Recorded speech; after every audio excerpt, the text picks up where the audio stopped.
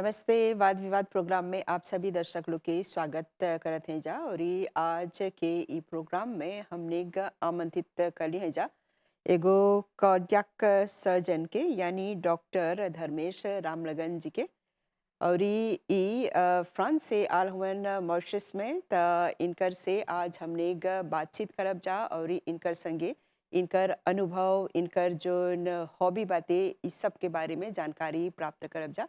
तो डॉक्टर जी आपका बहुत बहुत स्वागत करते हैं इस नमस्कार, कार्यक्रम में। हाँ। धन्यवाद। हाँ, तो जैसे आप कार्डियक सर्जन हैं हुँ, और आप फ्रांस में कार्यरत हैं, तो आप हमें बताएं कि जब हम लोग कार्डियक के बारे में बात करते हैं, किसी को भी हो सकता है हुँ, हुँ। हृदय संबंधी बीमारी, तो हमें बताएं कौन सी सावधानी बरतनी चाहिए। देखिए जो हृदय रोग होता है, हम्म। कार्डियक प्रॉब्लम्स होता है, सभी को हो सकता है। हम्म। चाहे वह एक बच्चा क्यों ना हो, चाहे वो एक नौजवान क्यों ना हो, चाहे वो बूढ़े आदमी या बूढ़े इंसान को क्यों ना हो। हम्म। जो होता है एक्चुअली हमारे बच्चों के साथ जन्म से ही प्रॉब्लम हो जाता है। हम्म। जब कोई खुशखबरी आता है कि हम्म। हाँ, कुछ औरत गर्भवती है, हम्म। तो 5 और 1 सप्ताह के के बीच में हम्म। इस समय में हृदय अपना स्थान ले जाता है हम्म। और जब भी कुछ मालफ़ॉर्मेशन होता है, तो ये 5 और 8 सप्ताह के बीच में सब कुछ हो जाता है। हम्म। तो जब कोई भी कहता है कि अ, हमारा बच्चा होगा, तो जब वो डायग्नोस्टिक होता है कि बच्चा होने वाला है, हम्म। तो सभी मालफ़ॉर्मेशन पहले से ही मौजूद होता है। गर्भ तो में ही। हाँ, गर्भ में ही। हम्म। ये बच्चों के लिए और जब हम बात कर रहे हैं बुज़ुर्गों के लिए तो ये अपने खाने, अपने लाइफ़स्टाइल से बहुत चीज़ें आ जाती हैं। हम्म। हम्म। जैसे कि अगर आप चीनी ज़्यादा खा रहे हो, नमक ज़्यादा खा रहे हो या आप एक्सरसाइज़ अच्छी तरह से नहीं कर रहे हो, हम्म। तो आपको रिस्क फैक्टर्स आपका रिस्क फैक्टर्स बढ़ेगा हम्म। और ऐसे में हृदय रोग आ जाएगा। हम्म। तो ये 2 अलग समस्याएँ हैं। हम्म। बच्चों की समस्या अलग है हम्म। और बुज़ुर्ग की समस्या अलग है। हुँ। तो हम आपसे ये जानना चाहेंगे जैसे आपने विस्तार से थोड़ा बताया कि एक बच्चा जब माँ के गर्भ में होता है तभी से ये सब जब चेकअप वगैरह होता है हुँ, तो हुँ। पता चल जाता है कि उसका हृदय ठीक है या नहीं अगर कुछ हाँ, परेशानी है। हाँ, पता चल जाता है क्योंकि आजकल हमारे मेडिकल प्रोग्रेस में हम बहुत सारी चीज़ें कर सकते हैं। हुँ। हम एको कर सकते हैं। हुँ। कहते हैं एकोग्राफ़ी। हुँ। हम जब बच्चा माँ के पेट में ही हो, तो हम एको कर सकते हैं हुँ। और बता सकते हैं हुँ। कि क्या हृदय अच्छा है, हृदय में मालफ़ॉर्मेशन हो रहा है। और इससे करने से क्या लाभ होगा? हुँ। अगर हमने कुछ भी प्रॉब्लम देखा, तो हम माँ और हम पेरेंट्स को बोल सकते हैं हुँ। कि ये बच्चा अ, एक हॉस्पिटल में हुँ। जन्म लेगा और उस हॉस्पिटल में सारी सुविधाएँ होनी चाहिए। हुँ। तो हम प्रिपरेशन कर सकते हैं। हुँ। हम उससे कह सकते हैं कि अगर ये सारी सुविधाएँ नहीं हैं यहाँ पर, तो हुँ। वो बाहर भी जा सकते हैं। हुँ। तो इससे क्या लाभ होगा? पेरेंट्स उनका माइंडसेट अच्छा होगा, हुँ। बच्चे को भी अच्छी सर्विसेज़ मिलेंगी। तो इसे ध्यान में रखते हुए हमारे जो मेडिकल डॉक्टर्स हैं, हुँ। जो इस स्पेशलिटी से जुड़े हुए हैं, हुँ। वो सब एक टीम की तरह काम करते हैं हुँ। और उस पेरेंट्स और उस बच्चे को अच्छी तरह से ट्रीट भी कर सकते हैं। हुँ। तो ये रही बात बच्चों के लिए। हुँ। जब हम बात बुज़ुर्गों के लिए कर रहे हैं, तो वो अलग-सी बात है। हुँ। मॉरिशस में हम बहुत सारी चीज़ें कर सकते हैं हुँ। लेकिन कुछ प्रोग्रेस बाकी है, हुँ। तो उस प्रोग्रेस को हम यहाँ लाएँगे। तो डॉक्टर रामलगन जैसे हम ये कह सकते हैं कि मॉरिशस में जो हमारी जनता है जो पॉपुलेशन है वो अभी जो है वृद्धावस्था की ओर बढ़ाएं, ज़्यादा से ज़्यादा सीनियर्स लोग हैं। हम्म, इसीलिए मेरा सवाल है, आप उन लोगों को किस तरह का टिप्स दे सकते हैं ताकि वे लोग हृदय संबंधी बीमारी से बच सकेंगे और सावधानी बरत सकेंगे? देखिए यहाँ का पॉपुलेशन है हुँ, वो यूरोपियन पॉपुलेशन से अलग है हुँ, क्योंकि हमारे सिस्टम ही अलग है। हुँ, तो यहाँ मैंने देखा कि ज़्यादातर 40 साल से ऊपर हुँ, जो भी व्यक्ति आते हैं उनका कोई कोई ना कोई रिस्क फैक्टर तो ज़रूर होता है। हुँ, हुँ, तो मैं उनको ये टिप्स देना चाहता हूँ कि जब भी एक व्यक्ति 40 साल का हो, हुँ, चाहे उसे कोई भी कुछ बीमारी ना हो, हुँ, तो वो एटलीस्ट जो हम कहते हैं डिपिस्ताज के लिए जाए। हुँ, हुँ, तो हम जान सकते हैं कि उसका ग्लूकोज़ अच्छा है कि नहीं, हुँ, ब्लड प्रेशर अच्छा है कि नहीं, उसका कोई रिस्क फैक्टर्स जो हमने अभी तक नहीं देखा, क्या वो ब्लड सैंपल में आएगा या नहीं। हुँ, तो इस सभी जानकारियों से हम कह सकते हैं कि हाँ, सभी ठीक हैं अभी के लिए हुँ, और 5 सालों में आप अनवर टेस्ट कर सकते हैं। हुँ, लेकिन वो टेस्ट करनी चाहिए हुँ, क्योंकि जेनेटिकली स्पीकिंग हमारे इस पॉपुलेशन में अ, जो भी बीमारियां हो रही हैं, हमने देखा कि वो बीमारी जो बीमारियां 50 साल में होगा यूरोपियन पॉपुलेशन में, हुँ, वही बीमारियां 40 साल में आ जाएगा हमारी पॉपुलेशन में। हुँ, तो हमारे जो डिपिस्ताज हैं उसको अर्ली करनी चाहिए हुँ, ताकि हम जब भी प्रॉब्लम आ जाए उससे बच सके हुँ, या बचने के सॉल्यूशन मिले। हुँ, बिल्कुल। हाँ, तो जैसे आप फ्रांस में स्थित हैं, हुँ, हाँ, हुँ। तो वहाँ पर आप कई सालों से हैं। आप हमें बताएँ कि वहाँ पर जब आप सर्जरी वग़ैरह करते हैं, ख़ासकर जब बच्चों का सर्जरी हुँ, हुँ। होता है, तो वहाँ पर किस तरह से होता है? और क्या-क्या आप लोगों को, ख़ासकर जो माता-पिता हैं, उन लोगों के साथ बात करने के लिए क्या-क्या और विचार देते हैं? जब वहाँ पर एक फुल टीम होता है, हुँ, तो हमारे टीम में सर्जन होता है, मेडिकल डॉक्टर्स होते हैं, एनेस्थेसिस्ट होते हैं, आईसीयू के पर्सनल भी होते हैं।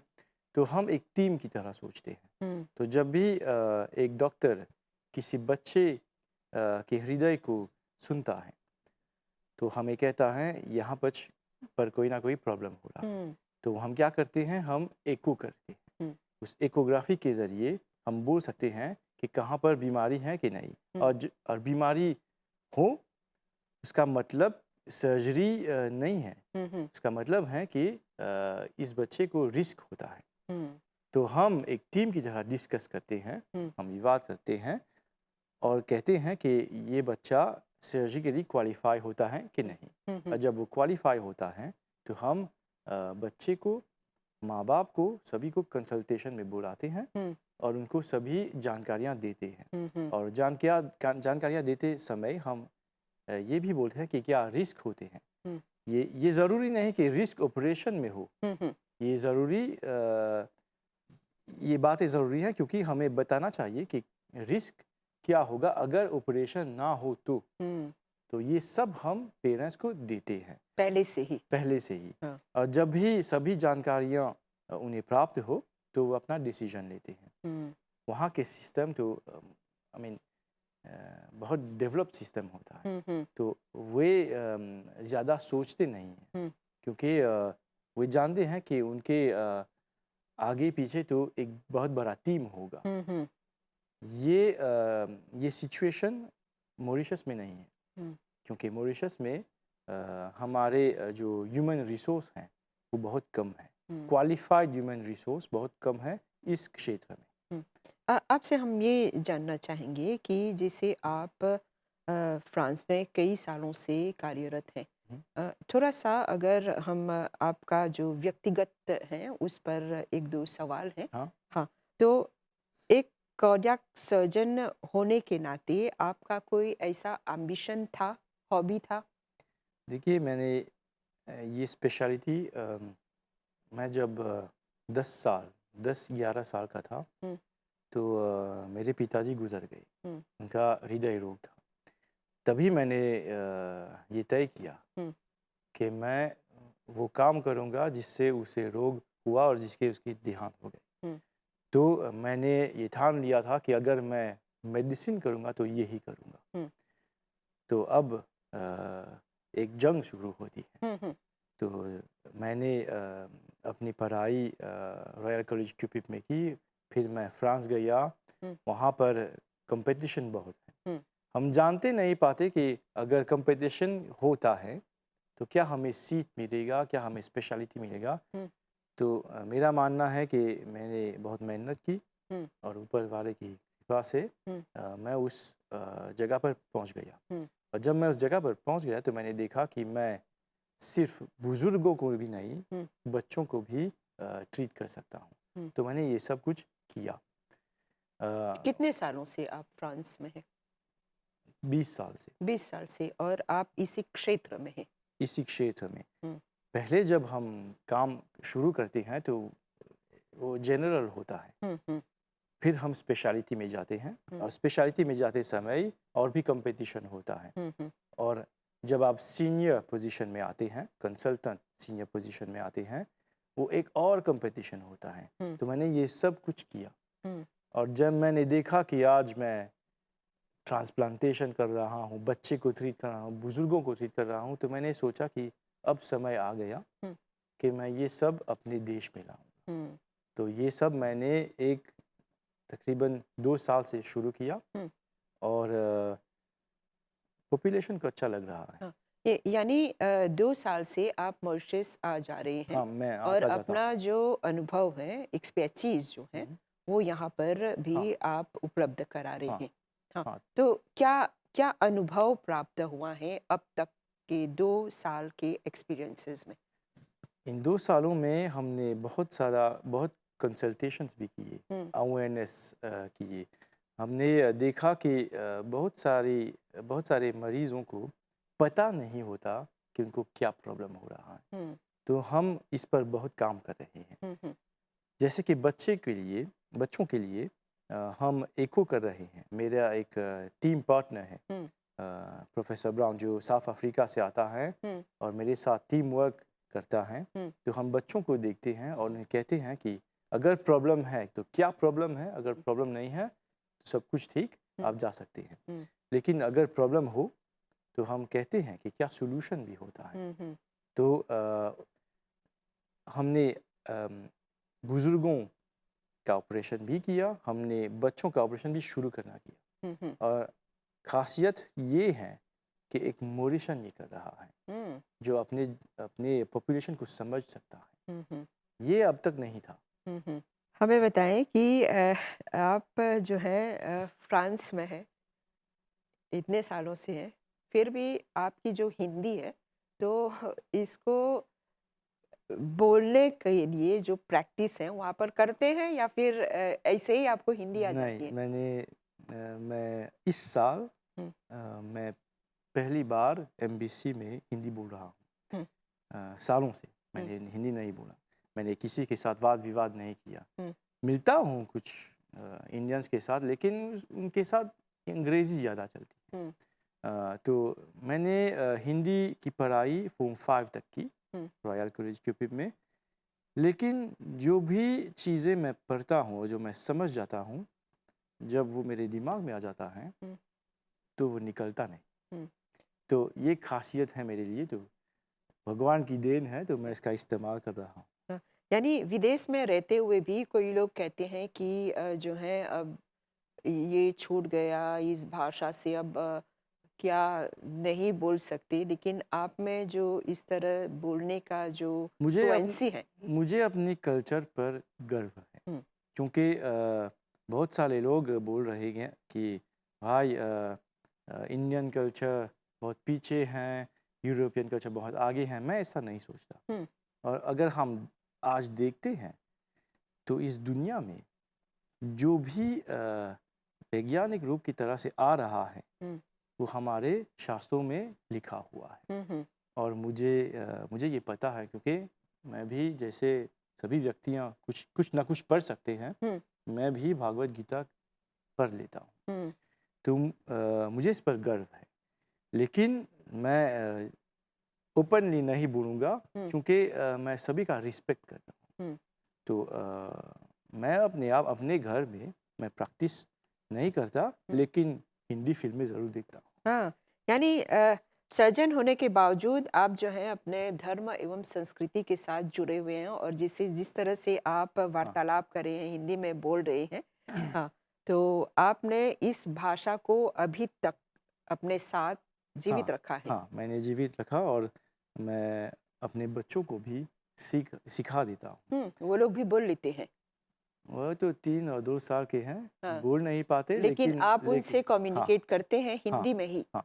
करते हैं घर ताकि में घर में सिखाते हैं हाँ, जैसे कि दादी सिखाएगी, माताजी सिखाएगी, मौसी, मौसा, हाँ, फूफू, फूफा सभी अ, हम अपने संस्कृति से जुड़े रहते हैं हाँ, और ये हमारी ताकत होती है। हाँ। तो आपके हॉबीज़ क्या हैं? हॉबीज़ ज़्यादा कुछ नहीं है लेकिन थोड़ा-सा म्यूज़िक करता हूँ। हुँ, जब भी वक़्त मिले अच्छा-सा स्पोर्ट्स भी कर लेता हूँ। हुँ, लेकिन जब आप 6 बजे सुबह से लेकर रात के 10 बजे तक काम कर रही हो, हुँ, तो वो डिफ़िकल्ट हो जाता है। हुँ, लेकिन कुछ समय ज़रूर निकाल लेता हूँ स्पोर्ट्स के लिए हुँ, और जब भी एकांत में समय मिलता है, हुँ, तो मैं कुछ म्यूज़िक करता हूँ।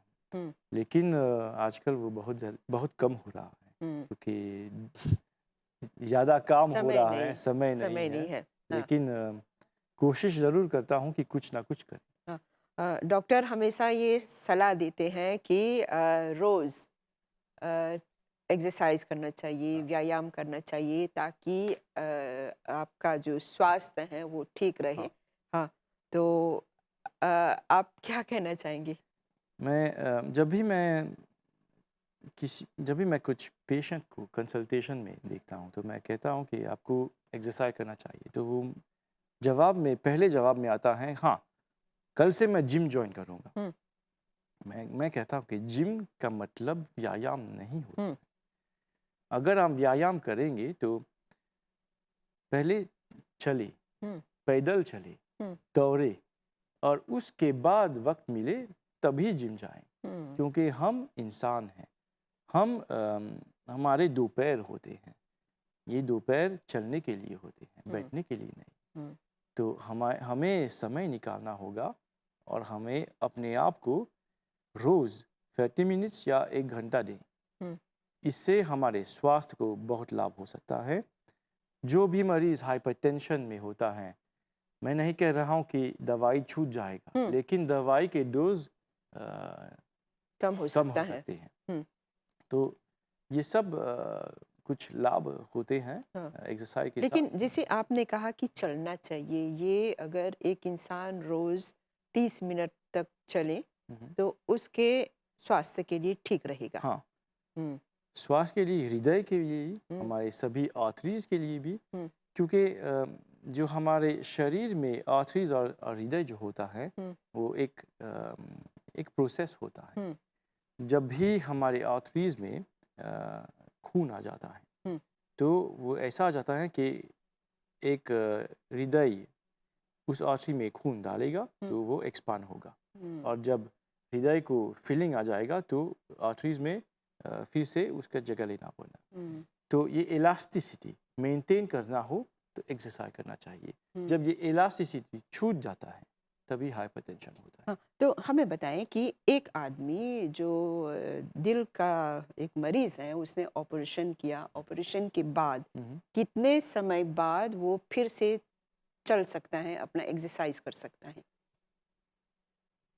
हृदय के विषय में बहुत सारे ऑपरेशन होते हैं। हुँ, मैं 20 साल से यही सुनता आता रहा हूँ कि सिर्फ़ औते-बूशे होता है। हुँ, ये सच नहीं है। हुँ, हृदय में और भी कुछ चीज़ें होती हैं। हुँ, ये सच है कि हमारी पॉपुलेशन में 70-80% में आर्थरीज़ का प्रॉब्लम होता है। हुँ, औते-बूशे आप बहुत ज़्यादा सुनेंगे। लेकिन वाल्व भी होते हैं, हुँ, उसका भी ध्यान रखना चाहिए हुँ, और बहुत सारे मरीज़ों में मैंने देखा कि वाल्व और आर्टरीज दोनों ही आ जाते हैं। हुँ, तो इन सब को ट्रीट करना चाहिए और अच्छे से ट्रीट करना चाहिए। हुँ, जब हमने एक व्यक्ति का ऑपरेशन किया और उसको बेस्ट ट्रीटमेंट दिया, तो 2 या 3 महीने के बाद वो फिट हो जाता है। और हमें ध्यान रखना चाहिए कि हम कैसे ऑपरेट कर रहे हैं, किस टेक्निक का इस्तेमाल कर रहे हैं। हुँ, ये सभी चीज़ें वो डिटरमाइन करेंगे कि वो पेशेंट एक नॉर्मल ज़िंदगी जिएगा हुँ, या वो हमेशा बीमार रहेगा। हुँ। यानी ऑपरेशन के बाद एक इंसान जो है चल सकता है। ऑफ चल सकता है, हुँ, ज़रूर एक्सरसाइज़ के चल रूप में। हाँ, चल सकता है। हाँ, एक अच्छे ऑपरेशन के बाद हुँ, आपकी ज़िंदगी नॉर्मल हो जाती है। हुँ, हुँ, अगर ऑपरेशन अच्छा हो तो। हुँ, तो इस पर मैं ज़्यादा बात नहीं करूँगा क्योंकि ये हमारा विषय नहीं है। हाँ, लेकिन हम ज़्यादातर जो भी मेरे सेंटर में हुँ, फ्रांस में जो भी हम ऑपरेशन करते हैं, हम देखते हैं कि क्या वो मरीज़ अच्छी तरह की ज़िंदगी जी रहे हैं या नहीं। हुँ, अगर कुछ बड़ी प्रॉब्लम हो तो हम पहले से भी जान सकते हैं कि उस व्यक्ति को बहुत कुछ प्रॉब्लम होगा, हुँ, तो हम उसको सभी सुविधाएँ देते हैं। हुँ, लेकिन परसेंटेज में हुँ, 70 टू 80% मरीज़ों को नॉर्मल ज़िंदगी होता है। हुँ। और मेरा एक सवाल है ख़ासकर जो गर्भवती महिलाएँ होती हैं, अगर एक महिला जो है गर्भवती है, उसको कार्डियक की समस्या है। का मतलब कि महिला जो गर्भवती हाँ, उससे कार्डियक की हाँ, समस्या। तो जैसे मैंने पहले कहा एक टीम होना चाहिए हुँ, क्योंकि उस महिला को बहुत ज़्यादा प्रिकॉशन लेना प्रिकॉशन चाहिए। लेना चाहिए। हुँ, क्या खाना चाहिए, क्या नहीं खाना चाहिए, क्या मेडिकेशन लेना चाहिए, क्या मेडिकेशन नहीं लेना चाहिए क्योंकि कुछ मेडिकेशन बच्चे के लिए अच्छे नहीं होता। हुँ, तो ये सब करने के लिए उस महिला को एक अच्छे से टीम में होना अच्छे से टीम में होना चाहिए। हुँ, और अगर वो टीम यहाँ पर मौजूद है हुँ, तो ओके इज़ नो प्रॉब्लम। हुँ, लेकिन मैं जानता हूँ कि वो टीम ह्यूमन रिसोर्स के कमी के कारण आजकल हमें हमारे पास नहीं है। हुँ, लेकिन हम काम कर रहे हैं ताकि वो सभी कुछ आ जाए, अपने देश में आ जाए। हुँ। तो आप अपने देश के लिए और कुछ करना चाहेंगे इस क्षेत्र में जिसे आप एक स्पेशलिस्ट हैं? मैं जो भी आता है, जो भी व्यक्ति मेरे पास आता है और उनको कोई भी समस्या हो हृदय के मामले में, तो मैं उसको सॉल्यूशन प्रपोज़ करता हूँ। हुँ, अगर मैं जानता हूँ कि सॉल्यूशन यहाँ पर मौजूद नहीं है, तो कम से कम मैं उसे अच्छे डायग्नोस्टिक देता हूँ, ताकि वो बाहर जाए और वो एग्ज़ैक्टली समझे कि उसे क्या है और क्या करना हुँ। चाहिए। जैसे 20 सालों का आपका एक्सपीरियंस है फ्रांस में और भविष्य में आप फिर से देश हाँ, में लौटना हाँ, चाहेंगे? मैं लौटना चाहूँगा। हुँ, क्या किसी उद्देश्य? 2-3 साल में लौटना चाहूँगा और मेरा मानना है कि जो भी व्यक्ति मेरे पोज़ीशन में आ जाता है, हुँ, जो एक्सेलेंस की पोज़ीशन में आ जाता है, हुँ, उसको एक उसका धर्म होता है हुँ, कि वो अपने देश को वापस दे। हाँ, देश बुलाता है। हाँ, हाँ, और हम इस कार्यक्रम के आखिर तक पहुंच गए हैं। अगर आप कुछ विशेष टिप्स देना चाहेंगे हमारी जनता को, हमारे लोगों को कि हृदय संबंधी समस्याओं से बचाव करने के लिए वो क्या खा सकते हैं, क्या नहीं खा सकते हैं? जो हमारे बुज़ुर्ग खाते थे वही खाएँ। प्रोसेस्ड फूड नहीं खाएँ हुँ, क्योंकि जो भी प्रोसेस्ड होता है उसमें ज़्यादा चीनी, ज़्यादा नमक और जाने क्या-क्या मिलावट होता है। हुँ, तो उसे नहीं खाना चाहिए और रोज़ रोज़ एक्सरसाइज करना चाहिए। एक्सरसाइज करने के लिए हमें जिम नहीं जाना चाहिए। हुँ, अ हम बाहर जा सकते हैं, हम सुपरमार्केट जा रहे हैं तो हम पैदल चल सकते हैं। हुँ, अगर हम फर्स्ट सेकंड फ्लोर पे जा रहे हैं तो हम एस्कालिए हुँ, का इस्तेमाल भी कर सकते हैं। हाँ, तो ये सब हमें ऐसा ज़िंदगी जीना चाहिए जहाँ पर स्पोर्ट्स इंटीग्रेट होता है हुँ, क्योंकि हमारे शरीर को अच्छा लगता है और जब भी मैं देखता हूँ कि कोई मुझे बोलता है चल 10 बज रहे हैं, एक रोटी खाएँ, तो मैं कहता हूँ क्यों? हुँ, बोलता है अच्छा है। मैं भी आप क्यों सेब नहीं खा रहे हो? फल क्यों नहीं खा रहे हो? वो भी अच्छा होता है। ये हमारे माइंडसेट में आना चाहिए हुँ, कि हम क्या कर रहे हैं और ये डॉक्टर का कर्तव्य नहीं, ये सभी का कर्तव्य होता है हुँ, कि वो ध्यान रखें कि हम क्या अपने शरीर में डाल रहे हैं। हुँ, बिल्कुल। तो डॉक्टर रामलगन जी, आपके साथ बात करके बहुत अच्छा लगा और आपने हमारे साथ जो अपना अनुभव बाँटा और क्या सोच रहे हैं यहाँ की जनता के लिए, ये और टिप्स जो आपने दिए, इन सभी जानकारियों के लिए हम आपको बहुत-बहुत धन्यवाद देते हैं और हमारे साथ इस मंच में जुड़ने के लिए। तो बहुत-बहुत शुभकामनाएँ आपको देते हैं। धन्यवाद। जी हाँ, वाद विवाद प्रोग्राम के ई कड़ी में जैसे आज हमनी आप लोग के मुलाकात एगो सर्जन से करवे जा जे हृदय रोग के सर्जन हवन त हमनी ही उम्मीद करत है जा कि जौन जौन टिप्स देवल गल उ से आप लोग के लाभ हुई त ई कार्यक्रम के ई कड़ी के हैजे परी विराम देव जा और एगो प्रोग्राम के संगे आप लोग से भेंट करब जा अभी खातिर हमनी के और हमनी के पूरा प्रसारण टीम के आज्ञा देव जा। नमस्ते।